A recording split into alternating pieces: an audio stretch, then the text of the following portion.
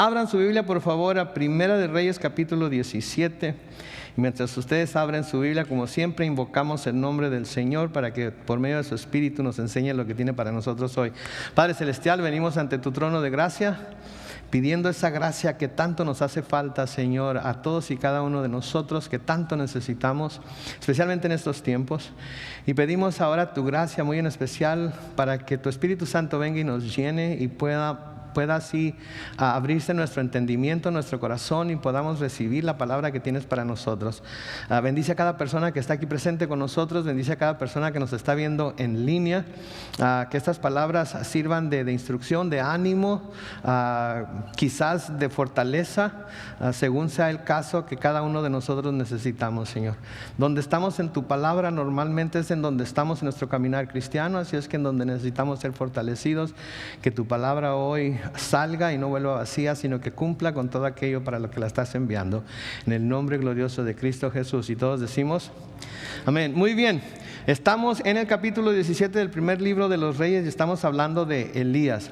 Y se me antoja muy interesante, por eso estaba diciendo ahí en mi oración que donde estamos en la palabra es en donde estamos. Se me antoja muy interesante que los domingos estamos estudiando acerca de Juan el Bautista y cómo él era básicamente el Elías del Nuevo Testamento. El Elías que se profetizó, como vimos el domingo pasado, que iba a venir preparando el camino para el Señor. Y aquí estamos el martes, ahora estudiando al Elías, al primer Elías, el profeta Elías, que vivió durante los reinados de algunos de los reyes de Israel en el reino del norte, y que, como podemos ver, hemos podido ver y vamos a seguir viendo, tenía muchas de las características por las cuales a Juan se le llamó Elías. Y se me antoja interesante también que al ver a Elías podemos ver ciertas características que hay en nosotros. Podemos ver que así como Elías fue un hombre recio, nosotros podemos ser recios, sean hombres o mujeres. Así como Elías fue un hombre dedicado al Señor, así nosotros también podemos ser en determinados momentos dedicados al Señor. Pero la palabra de Dios, como vamos a ver más adelante, se nos dice que Elías fue un hombre tal y como todos nosotros, con las mismas pasiones, dice una versión, con las mismas limitaciones, dice otra, con la misma naturaleza, dice todavía otra, que nosotros.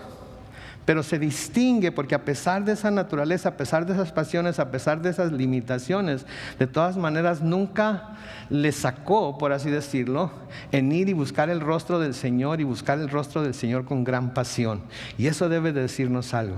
Quiero comenzar hoy leyendo un pasaje del Nuevo Testamento que precisamente es el que describe a Elías de esa manera, y lo encontramos en Santiago capítulo 5, comenzando con el versículo 17, lo van a poner en la pantalla ahorita, Santiago capítulo 5, comenzando con el versículo 17, y dice lo siguiente. Ok, se los voy a leer. Santiago capítulo 5 versículo 17 dice: Elías era un hombre con limitaciones semejantes a las nuestras, pero oró con fervor para que no lloviera, y durante 3 años y 6 meses no llovió sobre la tierra. Versículo 18 dice: después volvió a orar, y el cielo dejó caer su lluvia, y la tierra dio sus frutos. Entonces, esa es la descripción que tenemos de Elías en el Nuevo Testamento. Esa es la descripción que se nos da de él. En nuestro estudio pasado vimos que la sequía de la cual se nos está hablando ahí en Santiago fue una sequía que Elías mismo había pedido a Dios que viniera sobre el pueblo de Israel bajo el reinado de Ahab por la idolatría en la que el pueblo de Israel se encontraba. Elías estaba buscando, pidiéndole a Dios esta sequía, estaba buscando que el pueblo de Israel recapacitara, que el pueblo de Israel se diera cuenta, se acordara de lo que el Señor había dicho en los libros de la ley, en los libros de algunos otros profetas, de que cuando Él hiciera que sequías vinieran sobre la tierra, el pueblo se debía volver a Él para pedirle a Él que les perdonara, y Él, vamos a ver más adelante también, sanaría su tierra. Entonces el Señor Elías le pide a Dios que mande esa sequía, ¿sí?, para hacer que el pueblo de Israel se volviera a Él. al Dios. Y vemos que Elías pidió esta sequía a pesar de que esta sequía lo afectó a él también. Porque si era una sequía que iba a afectar a todo el pueblo, a todo Israel, entonces él también tendría que sufrir por causa de esa sequía. Sin embargo, como en nuestro estudio anterior vimos también, Dios proveyó para las necesidades de Elías. ¿Se acuerdan ustedes, verdad? Primero, ¿por medio de qué? ¿Se acuerdan? De los cuervos que le llevaban de comer a donde él estaba junto al arroyo de Querit. Le llevaban carne, le llevaban pan, tenía el arroyo de Querit ahí para tomar agua, así es que estaban proveídos para él. Pero luego, ¿qué pasó con el arroyo? Se secó, se acabó el agua. Habiendo sequía, ¿verdad? El agua dejó de fluir y obviamente el arroyo se secó. Pero ¿qué hizo Dios? Lo mandó a la casa de lo que conocemos como la viuda de Sarepta de Sidón, ¿verdad? Y el Señor proveyó milagrosamente para la viuda, para su hijo, porque vamos a ver que tenía un hijo, y para Elías proveyó de harina, aceite y por supuesto agua. Sí, entonces Dios la bendijo a ella de tal manera que ella pudo ¿qué? Bendecir a Elías. Y Elías fue obediente al Señor en ir a la casa de la viuda, lo que le ayudó a hacer a él bendición para ella. Y vimos la semana pasada que Dios nos bendice con el propósito de que nosotros seamos bendición para otros.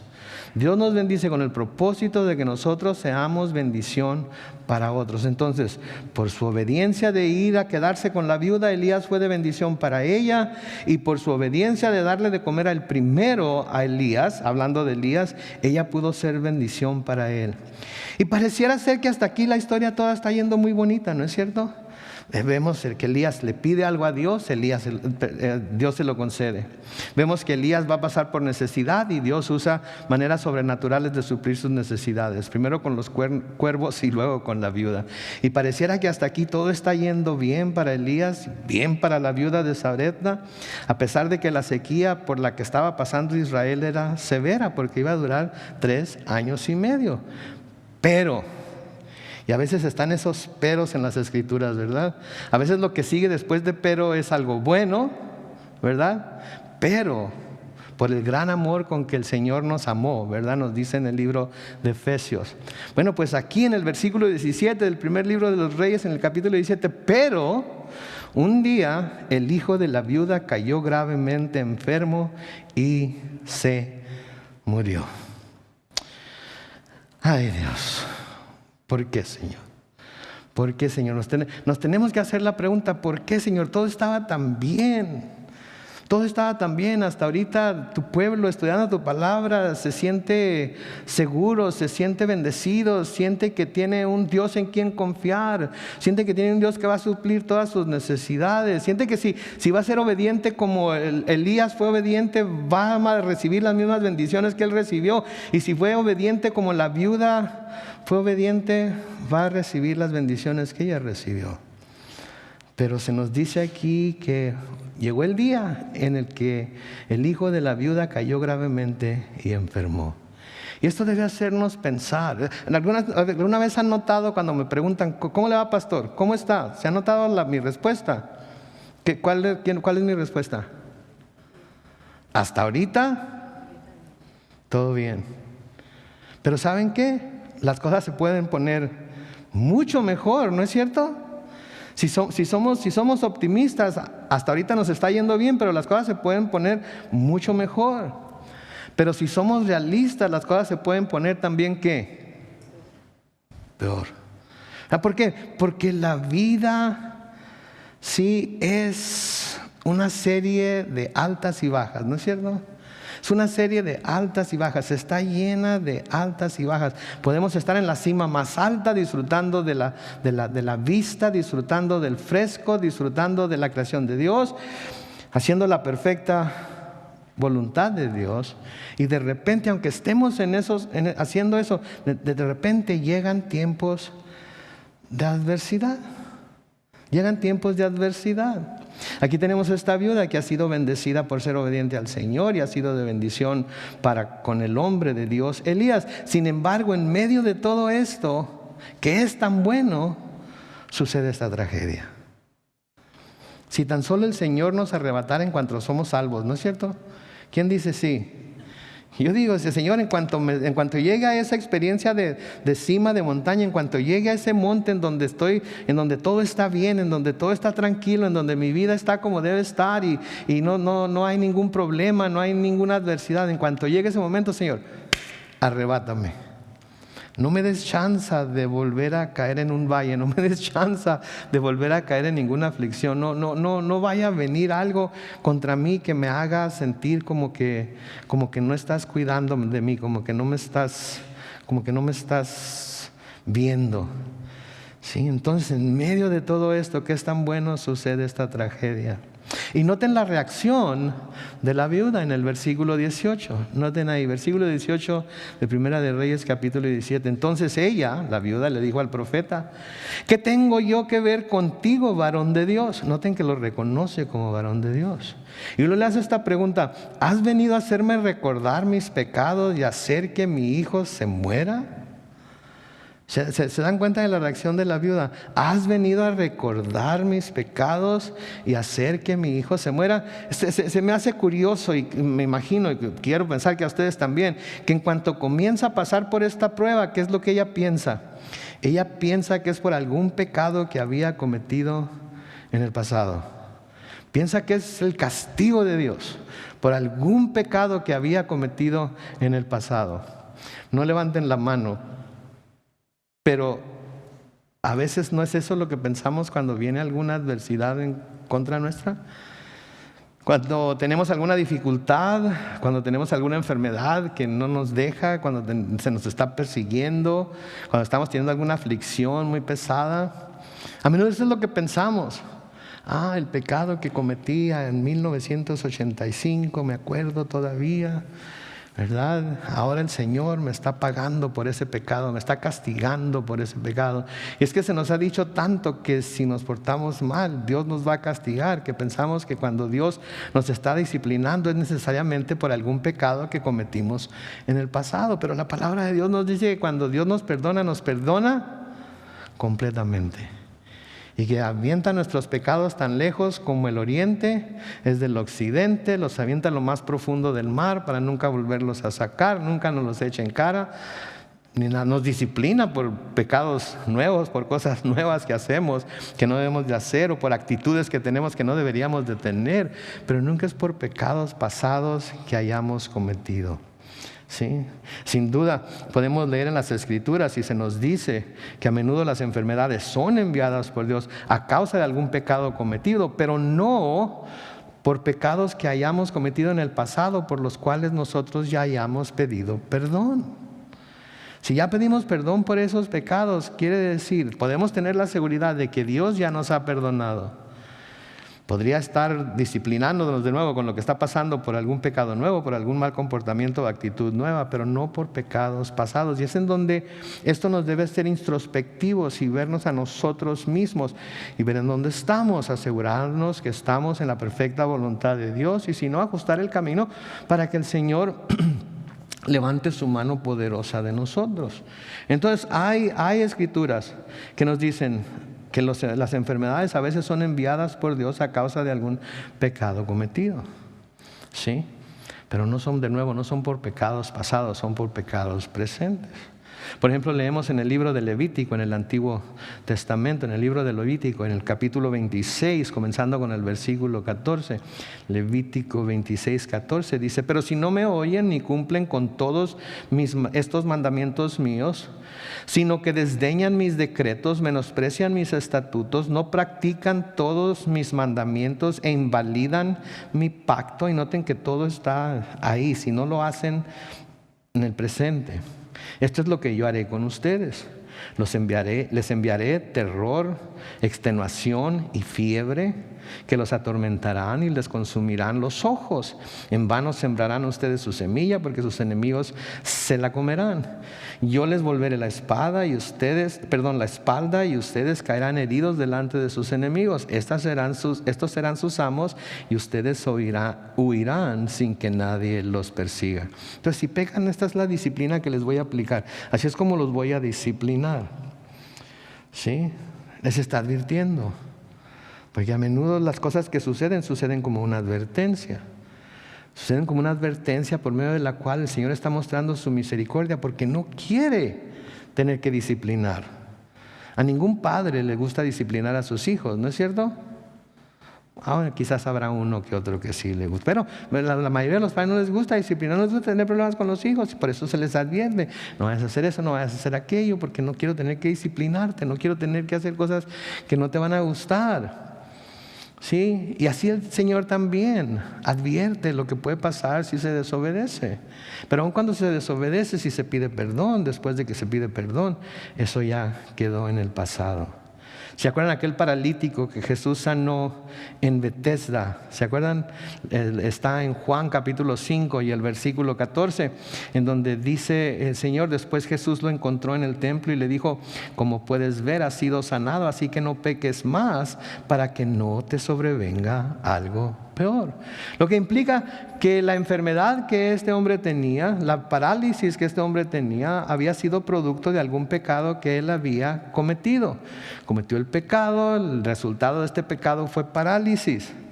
Pero no tiene necesariamente que ser Dios el que le dé la parálisis, sino que hay pecados que pudieran traer parálisis del cuerpo, simplemente porque ese es el resultado del pecado, así como cirrosis del hígado, por ejemplo, ¿verdad? No es que Dios diga: ándele, le voy a dar cirrosis para que se le quite. No, es que es el producto de tomar demasiado alcohol, aunque a veces pues se puede tener sin tomar mucho alcohol, pero si se toma mucho alcohol se puede esperar que haya ciertos resultados, se produzcan ciertas enfermedades que van a causar estragos en el cuerpo. Por años se ha advertido a la gente que no fume porque la fumadera produce ¿qué? Cáncer en los pulmones. Sin embargo, la gente sigue ¿qué? Y le suben los impuestos a los cigarros hasta que ya ¿qué cuesta una cajeta de cigarros ahorita? Ni siquiera sé, como $10, $15, una cantidad por tantos impuestos y la gente sigue fumando. Ahora hay gente que le da cáncer de pulmón sin nunca haber fumado ni una sola vez. El pastor Chuck Smith de Calvary Chapel, Costa Mesa, murió de cáncer de pulmón y nunca fumó en su vida.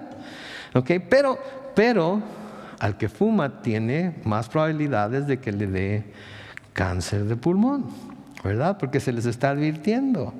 Sí, entonces a este paralítico le está diciendo: ¿sabes qué? No, mira cómo has sido sanado, así que ya no peques para que no te sobrevenga algo peor. Entonces la parálisis era producto de algún pecado que él había cometido, y ese pecado, ¿sí?, trajo la disciplina del Señor, que finalmente el Señor también sanó. Pero a menudo las Escrituras hablan de que los justos también pasarán por aflicciones y enfermedades. Los justos también van a pasar por aflicciones y enfermedades. Y cuando hablo de los justos, no hablo de gente justa, porque la palabra de Dios nos dice que no hay justo ni aun uno. Estoy hablando de gente que es justificada por el Señor Jesucristo, ha sido justificada por su fe en el Señor Jesucristo, ¿sí? Y camina con el Señor, sirve al Señor, está bien con el Señor, no ha cometido ningún pecado, bueno, no debería decir ningún pecado, pero no ha cometido algún pecado que pudiera producir en sí una enfermedad, pero a veces se enferma también. Digo, tenemos el ejemplo muy claro, todos saben de quién voy a hablar, de Job, ¿verdad? Tenemos el ejemplo muy claro de Job. No lo van a poner en la pantalla, pero en Job capítulo 2, los versículos 6 al 10, si lo quieren buscar rápidamente y leerlo junto conmigo. Job capítulo 2, los versículos 6 al 10, dice: entonces el Señor dijo: ahí está Job, lo dejo en tus manos, pero no le quites la vida, diciéndole esto a Satanás cuando Satanás va y visita al Señor junto con los otros hijos de Dios y le llama la atención o pone su atención sobre Job y le dice que porque Dios lo tiene protegido, por eso lo adora, por eso le sirve, etcétera, etcétera. Y el Señor le dice: ahí está Job, lo dejo en tus manos, pero no le quites la vida. Satanás salió de la presencia del Señor, dice el versículo 7, pero le envió a Job una sarna tan violenta que lo cubrió de pies a cabeza. Y era tal la comezón de Job, era tal la comezón que Job, sentado en medio de la ceniza, se rascaba con un pedazo de teja o con un pedazo de barro. Versículo 9 dice: su esposa lo llenó de reproches y le dijo: ¿todavía insistes en seguir siendo perfecto? maldice a Dios y muérete.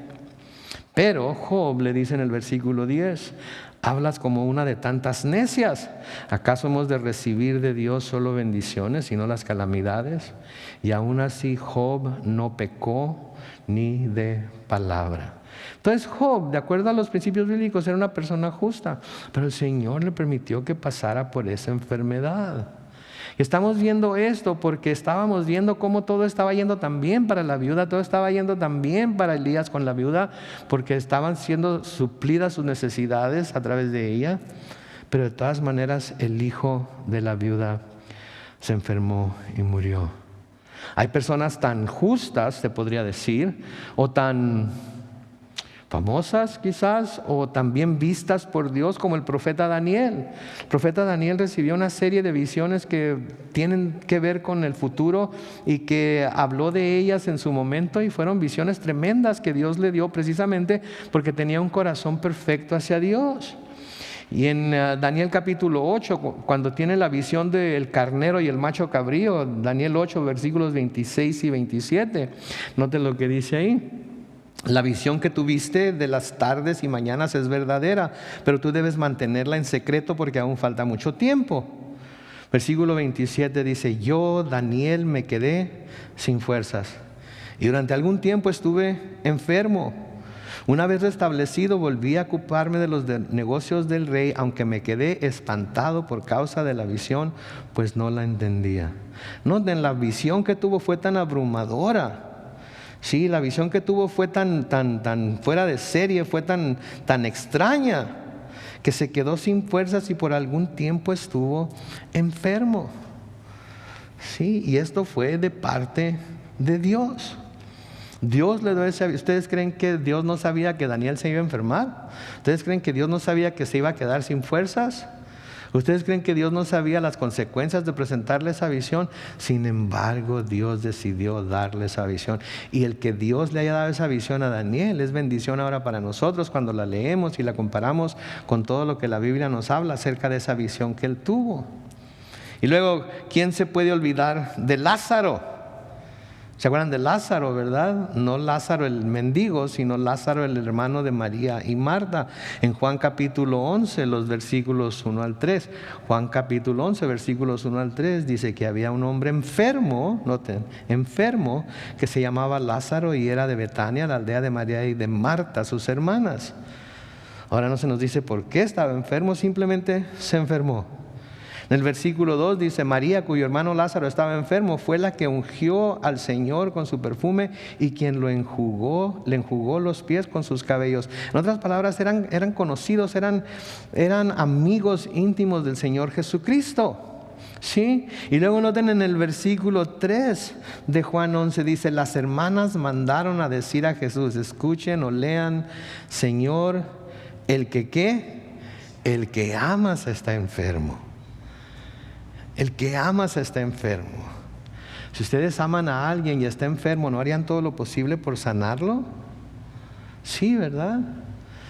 Ahora, ¿sabe usted si yo sabemos la historia? ¿Verdad? Ustedes y yo sabemos la historia. Pero imagínense en aquel tiempo cuando ellas le mandan decir al Señor Jesús, el que tú amas, ¿sí?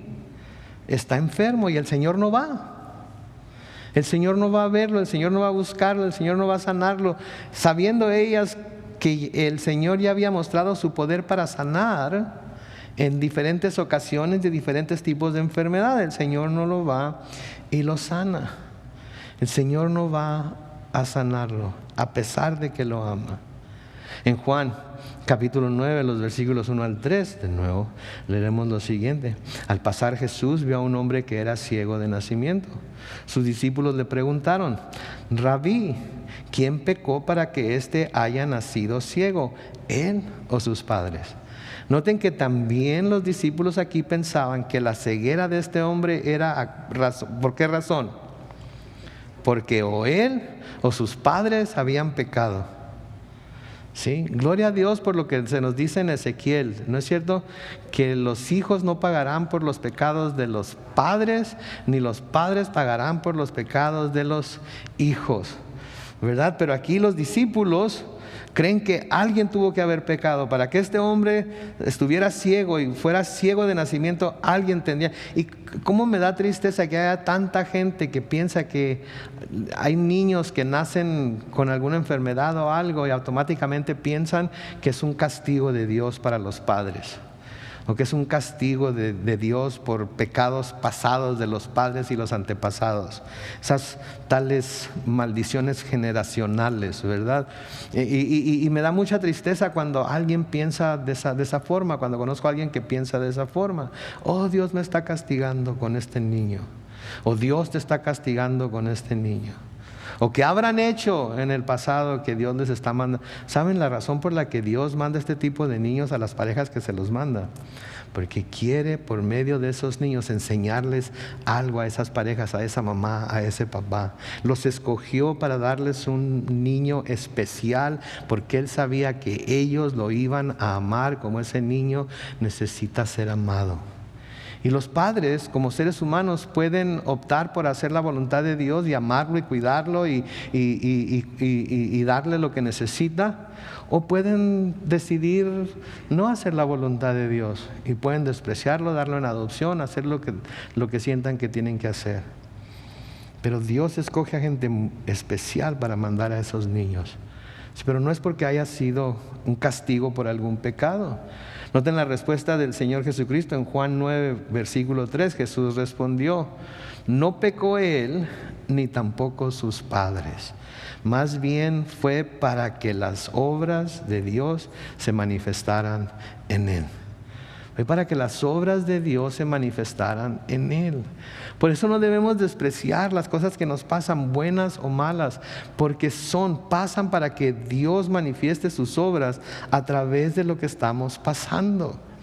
Dios va a manifestar sus obras, Dios va a manifestar su poder, Dios va a manifestar su gracia, Dios va a manifestar su misericordia a través de las cosas que nos pasan. Sí, y lo único que tenemos que hacer es buscar, es esperar, es ver los resultados de lo que pasa, y nos vamos a dar cuenta tarde que temprano que lo que Dios permitió que llegara a nuestra vida es lo mejor que pudo llegar a pasar, porque eso nos ha servido para acercarnos más a Él. No nos gusta a veces, no pensamos que es lo mejor.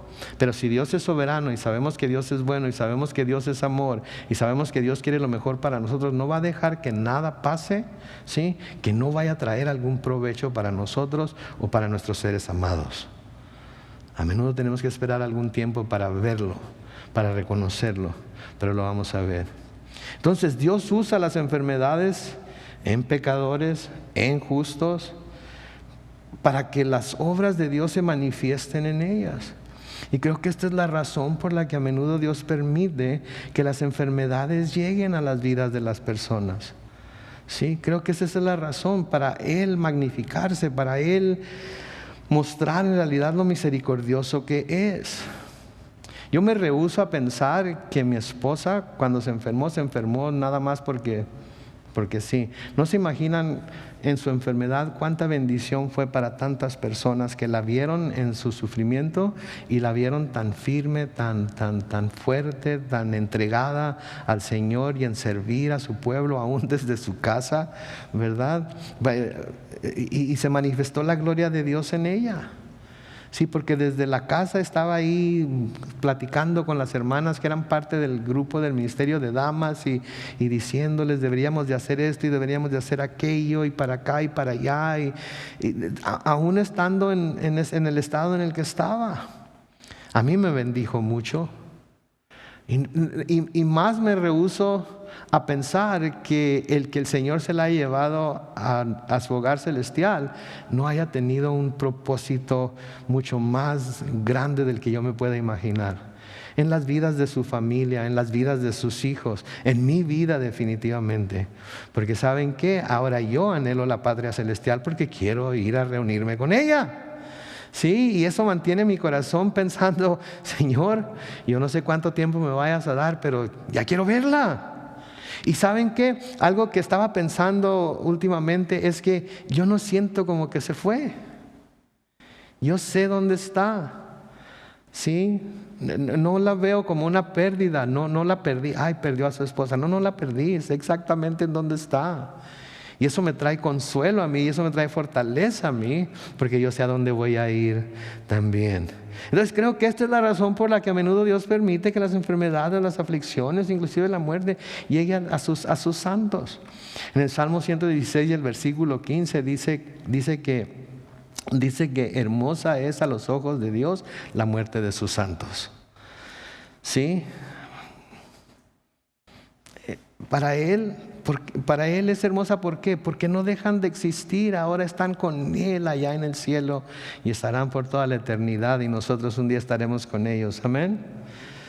El Señor usa estas cosas para, de nuevo, como les estaba diciendo antes, para mostrar su misericordia y dar al injusto la oportunidad de arrepentirse y pedir perdón y ser sanado. Lean conmigo lo que dice el Salmo 107, los versículos 17 al 21. Salmo 107, versículo 17 al 21 dice: obstinados en su conducta rebelde y afligidos por causa de sus maldades, llegaron a aborrecer toda clase de alimento, ya tocaban a las puertas de la muerte. Versículo 19, pero en su angustia, ¿qué hicieron? Clamaron al Señor. ¿Y Él qué hizo? Los libró de su aflicción. Versículo 20, con el poder de su palabra, ¿qué hizo? Los sanó. ¿Y qué más? Los libró de caer en el sepulcro. Y luego noten cómo termina en el versículo 21. Alabemos la misericordia del Señor y sus grandes hechos en favor de los mortales. ¿Se fijan? Sí, eran obstinados, sí, estaban tercos en llevar a cabo su conducta rebelde. Y sí, Dios tenía que afligirlos por causa de sus maldades. Sí, y llegaron hasta tocar las puertas de la muerte, pero en su angustia clamaron al Señor. Si el Señor pudo haber dicho: ¿saben qué? No me quisieron hacer caso, no quisieron obedecer, quisieron estar obstinados y aferrarse a sus malos comportamientos, pues ándale, ahí les va para que se les quite. Pero no hizo eso, ¿verdad? ¿Y cuántas veces ha sucedido eso con nosotros también? El otro día traía yo un dolor aquí así. ¿Nunca les ha pasado que estornudan y les da un dolor aquí así, pero si bien fuerte, así como que ¡ah! Hasta mi hijo me oyó y me dijo: ¿qué tienes? ¿Qué te pasa? ¿Qué te pasa? Y empecé a leer es lo peor que puede hacer uno, ir a buscar en el internet, ¿verdad? Ay, qué bárbaro. Porque pueden ser un sinnúmero de cosas, pero hasta que no sepamos lo que es, qué bárbaro, ya me acababa todas las uñas. Pero pueden ser piedras en ¿qué es lo que está acá? La vesícula, sí. Y puede que salgan por sí mismas, y si se mantiene ahí, si se hace crónico, entonces hay que ir con el doctor, ¿verdad? Porque puede hacer algo serio, hasta cáncer pancreático puede ser, ¿verdad? Y estaba: Señor, por favor, que no sea cáncer, por favor, que no sea. Señor, sáname, por favor, sáname, por favor. Y pasó un joven, se llama Angelo, él siempre se sienta de este lado. Pasó un joven por allá por la caseta de atrás, donde siempre estoy en el servicio de inglés, y me dice: pastor, ¿cómo puedo orar por usted? Y le digo: ora por mi salud. Y ya le dije lo que estaba pasando y oró por mi salud, y le pidió al Señor que me sanara. Y luego yo: Señor, por favor, si no me escuchas a mí, escucha a Angelo, porque él tiene una fe tremenda para orar. Son de esas personas que quiere uno que oren por uno, ¿ok? Escúchalo, por favor. Y ándale, pues que me voy a acostar ese domingo en la tarde. En la noche, ya cuando llegué de la iglesia, me levanto al siguiente día y estornudo. ¿Y qué creen? Nada de dolor. Y desde entonces nada de dolor. ¿Ok? Gloria a Dios. ¿Verdad? Porque se clama a Él, se le pide a Él, y aun cuando fuera por algún pecado que estamos cometiendo o cometimos o estamos practicando en ese momento que nos da la enfermedad, clamamos a Él, le pedimos perdón, Él nos perdona, y luego pedimos sanidad y Él nos sana. Y aun cuando no hayamos cometido pecado, le pedimos sanidad y Él nos sana. Y a algunos nos sana, a otros no los sana, pero eso no quiere decir que a nosotros nos amen más que a ellos, porque la verdad de las cosas es que pagó lo mismo por nosotros que pagó por ellos, que fue que por nuestra salvación, por medio de la sangre de su Hijo Jesucristo, ¿verdad? Entonces la razón por la que Dios deja que estas cosas pasen es para dar al injusto la oportunidad de arrepentirse y pedir perdón y ser sanado. ¿Sí? No es porque sea malo. Todos ven la justicia de Dios, todos ven la disciplina de Dios como que es porque es malo, ¿verdad? Porque no tiene corazón, porque está lleno. No, Dios, su justicia, sus juicios están diseñados con el propósito de traer al injusto, al impío, al pecador, a caer de rodillas delante de Él y pedirle perdón. Porque Él no se complace en la muerte del impío. Él quiere que toda persona venga al conocimiento de la verdad, se acerque a Él y sea salvo. La gente es la que no entiende que Dios está todavía en el negocio de salvar almas y de sanar cuando es su voluntad. ¿Sí? Pero de una o de otra forma somos sanados. En 2 de Crónicas, capítulo 7, los versículos 13 y 14, dice: si yo llego a cerrar los cielos, y me causa también curiosidad aquí que estamos hablando de sequía, ¿verdad? Porque el pueblo de Israel está sumergido en la idolatría bajo el gobierno del rey Ahab. Y aquí dice en 2 de Crónicas 7:13: si yo llego a cerrar los cielos para que no haya lluvia, y si mando a la langosta a consumir la tierra, y si envío peste contra mi pueblo. ¿Qué pasa en el versículo 14? Si mi pueblo, sobre el cual se invoca mi nombre, se humilla y ora y busca mi rostro y se aparta de sus malos caminos, ¿qué dice? Yo los escucharé desde los cielos, perdonaré sus pecados y sanaré su tierra. Así de sencillo. Sí, entonces Elías pidió esta sequía, pidió que no lloviera precisamente porque quizás quería que se acordaran de lo que el Señor había dicho cuando Salomón dedicó el templo y cuando el Señor dijo estas palabras, y que lo único que tenían que hacer era hacer a un lado sus malos caminos, volverse a Él, buscar su rostro, humillarse, orar a Él. ¿Y qué pasaría? La tierra sería sanada.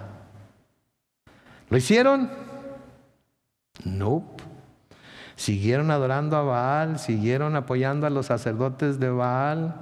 Jezabel, la mujer de Ahab, mandó matar a los profetas del Señor, que vamos a ver más adelante.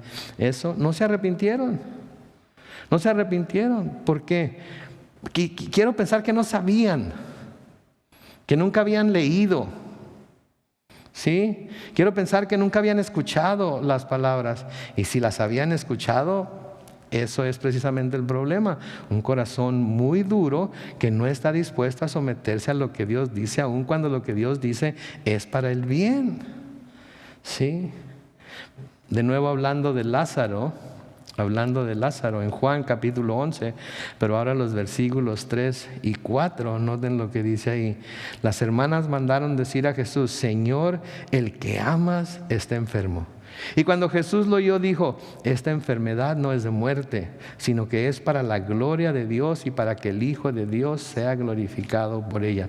Dijo: no es de muerte. ¿Se murió Lázaro? Sí, se murió Lázaro. Se murió. ¿Les convenía a sus hermanas que se muriera Lázaro? No en términos humanos, para nada. Las hermanas iban a quedar solas, no iba a haber un hombre en su familia que las defendiera, que cuidara de sus intereses, etcétera, etcétera, como sabemos que en esta cultura a menudo se necesita tener. Pero espiritualmente, ¿les convino que su hermano se muriera? ¿Por qué? Porque vieron a Jesucristo resucitarlo de los muertos, ¿verdad? Porque vieron a Jesucristo resucitar. ¿Ustedes qué creen que hizo eso para su fe? ¿La fortaleció o la debilitó?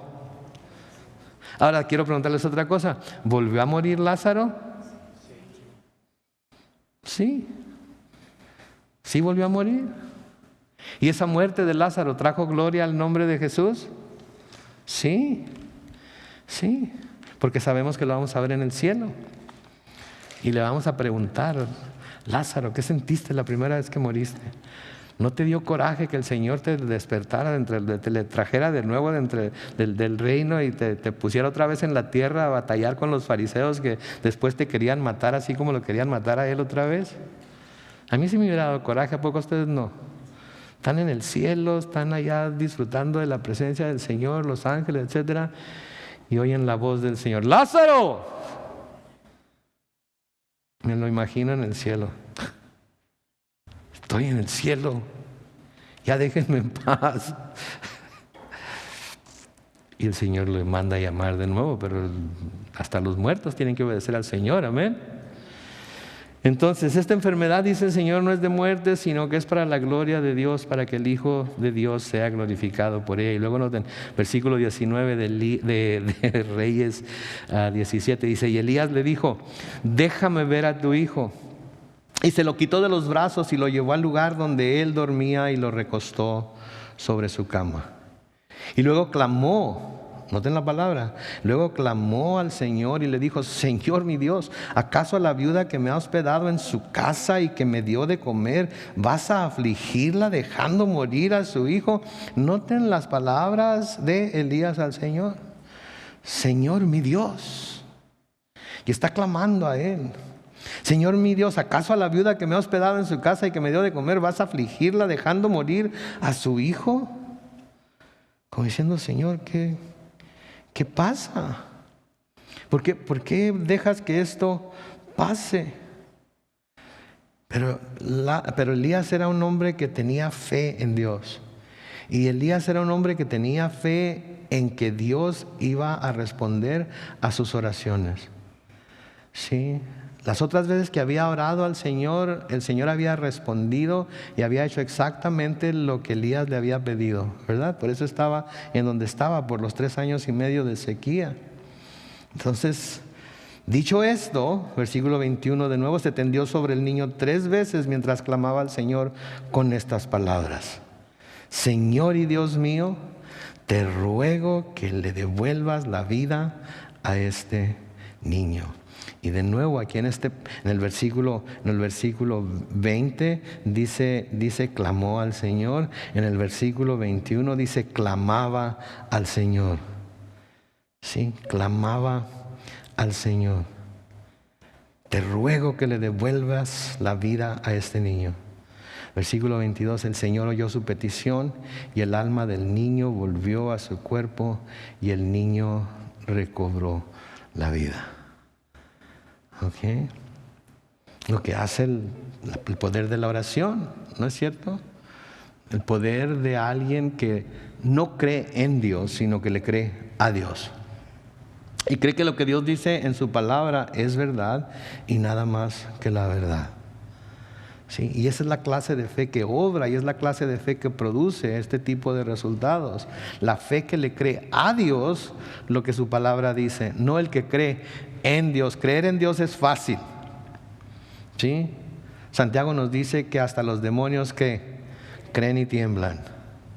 Creerle a Dios es más difícil. Creerle a Dios es más difícil. Y esa es la fe que salva, la fe que le cree a Dios. ¿Sí? Si yo les digo a los que dicen ser salvos, ¿por qué son salvos?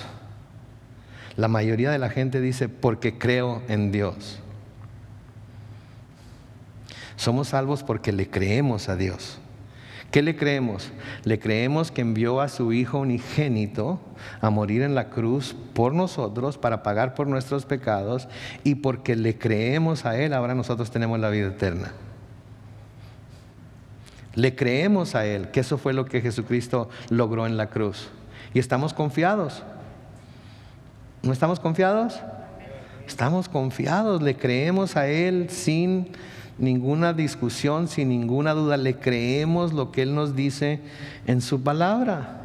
Ahora, si algo sabemos acerca de Elías, aparte de saber cómo se vestía, que lo describimos la semana pasada, es que era un hombre de oración. Y no solamente oraba, sino que creía lo que Dios le decía y actuaba de acuerdo con esa fe. De nuevo, Santiago capítulo 5, los versículos 17 y 18. Elías era un hombre con limitaciones, dice la Reina Valera contemporánea. Como les decía anteriormente, la Reina Valera 60 dice pasiones, ¿sí? Y la versión en inglés, New King James, dice naturaleza semejante a la nuestra. ¿Cómo es nuestra naturaleza? ¿Pecaminosa? Sí, ¿verdad? Pablo dice, ¿quién podrá salvarme de este cuerpo de muerte, verdad? ¿Tenemos pasiones? Sí. A menudo por cosas que no deberíamos de tener pasión, y por cosas por las que deberíamos de tener pasión, no tenemos esa pasión, ¿verdad? ¿Estamos limitados? ¡Qué bárbaro! Tenemos tantas limitaciones, hasta para tener fe tenemos limitaciones a veces, ¿verdad? Porque tenemos de alguna manera nuestro corazón es engañoso, es malvado, y a menudo hasta nos puede llamar a dudar de Dios, dudar de su amor, ¿verdad? Porque miren, mis hermanos, cuando somos salvos, el Señor sí nos da una nueva naturaleza. Pero esa nueva naturaleza que Dios nos da está en una constante lucha con la antigua naturaleza. Sí, y la antigua naturaleza constantemente quiere apagar a la nueva naturaleza. Y la nueva naturaleza, por el poder del Espíritu, si la invocamos, quita a la vieja naturaleza, ¿verdad?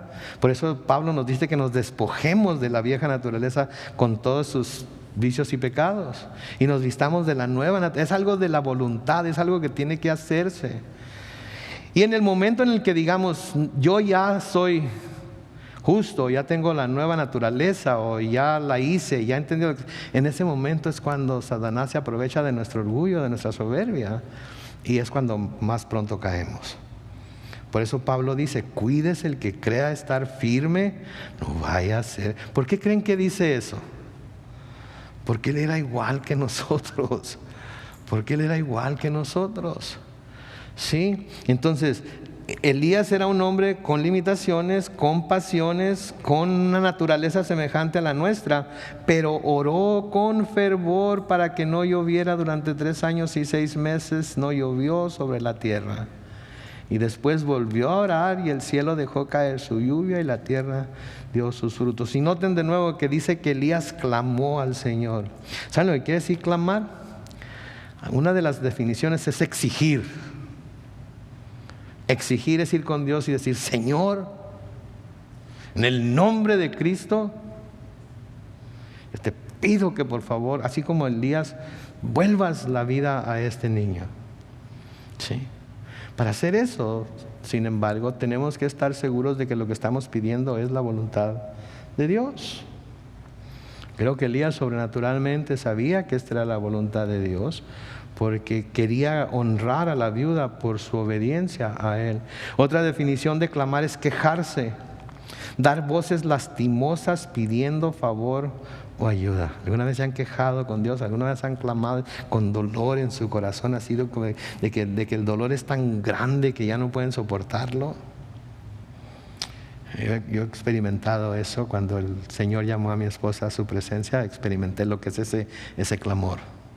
Muchas veces había orado, muchas veces había llorado en medio de mi oración, muchas veces había pedido a Dios con mucha pasión, pero nunca había clamado con voces lastimosas, con quejas, como cuando clamaba a Dios en mi soledad, en mi recámara, y decía, Señor, dame fuerzas porque no puedo seguir así, no puedo seguir adelante.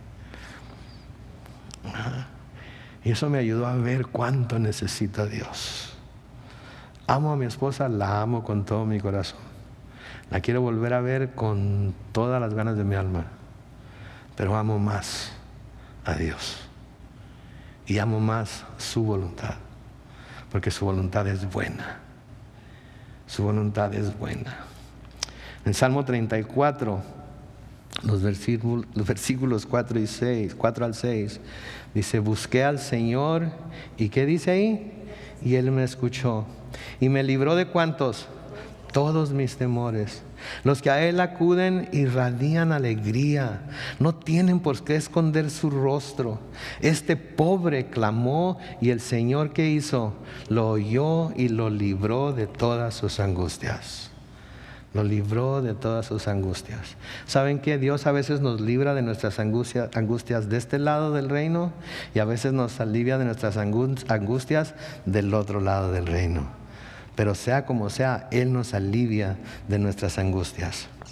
En el Salmo 61, los versículos 1 al 4, mientras el grupo de alabanza pasa al frente una vez más y nos dirigen a cantar un canto más, Salmo 61, versículos 1 al 4 dice: Dios mío, escucha mi clamor, atiende mi oración. Clamo a ti desde los confines de la tierra, pues ya mi corazón desfallece. Llévame a una roca más alta que yo, porque tú eres mi refugio. Eres fuerte torre que me protege del enemigo. Yo habitaré en tu templo para siempre, bajo la sombra de tus alas estaré seguro. Noten, dice: llévame a una roca más alta que yo. ¿Quién es la roca que está más alta que nosotros? Nuestro Señor Jesucristo. Llévame de nuevo a Él. Llévame de nuevo a su presencia. Llévame a donde Él está, en el Espíritu, Señor. Déjame estar delante de su trono de gracia, recibiendo esa gracia para el oportuno socorro que tanto necesito en estos momentos. Sí. Sí, Elías era un hombre recio, sí, Elías era un profeta que siempre dijo, y lo vamos a ver en diferentes maneras y con diferentes manifestaciones de su personalidad tan humana. Pero una de las cosas que lo hacen sobresalir, como se menciona en Santiago capítulo 5, es que era un hombre de oración, aunque era semejante a nosotros. Y lo que eso nos dice a nosotros es que aún y con todas nuestras limitaciones, aún y con todas nuestras pasiones, aún y con toda nuestra naturaleza, ¿saben qué? De todas maneras podemos ir confiados delante del Señor y pedir con fe. Pedir con fe, clamar a Él, pase lo que pase, sea lo que sea. Amén. Vamos a orar. Padre Celestial, te damos tantas gracias, Señor. Tantas gracias, Padre Santo, por tu palabra. Tantas gracias por los ejemplos que nos das en estos dos personajes que acabamos de estudiar, Señor. Esta viuda, Señor, de Sarepta, que le creyó a Elías que si ella hacía lo que él le decía, que fue lo que tú le dijiste que hiciera, tú te ibas a encargar de las necesidades de ella y así te ibas a encargar de las necesidades de Elías. Te damos gracias también, Señor, por la fe de Elías, oh Dios, que te creyó cuando le dijiste que fuera al arroyo de Kerit, que se quedara ahí y que los cuervos le iban a traer de comer. Señor, te creyó y fue y se quedó ahí. Señor, danos esa habilidad para creerte. Danos esa habilidad para poner nuestra confianza en ti.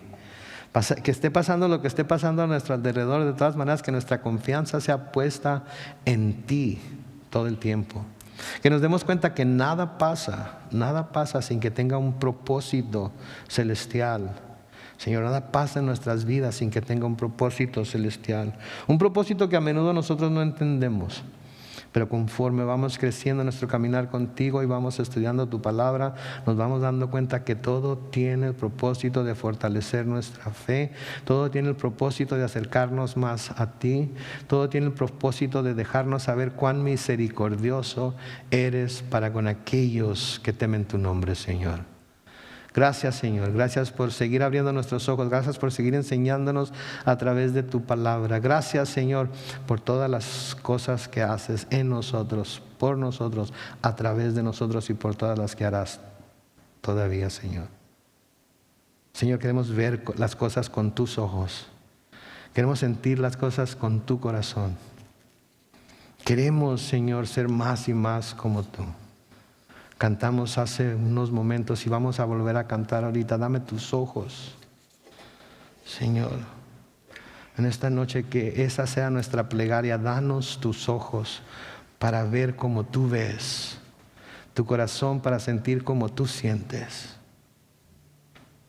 Transfórmanos más y más a pesar de nuestra naturaleza, a pesar de nuestras pasiones, a pesar de nuestras limitaciones. Transfórmanos más y más a la imagen de tu Hijo Jesús. Nos encomendamos a ti, oh Dios, y te damos gracias en el nombre glorioso de Cristo Jesús. Todos decimos amén.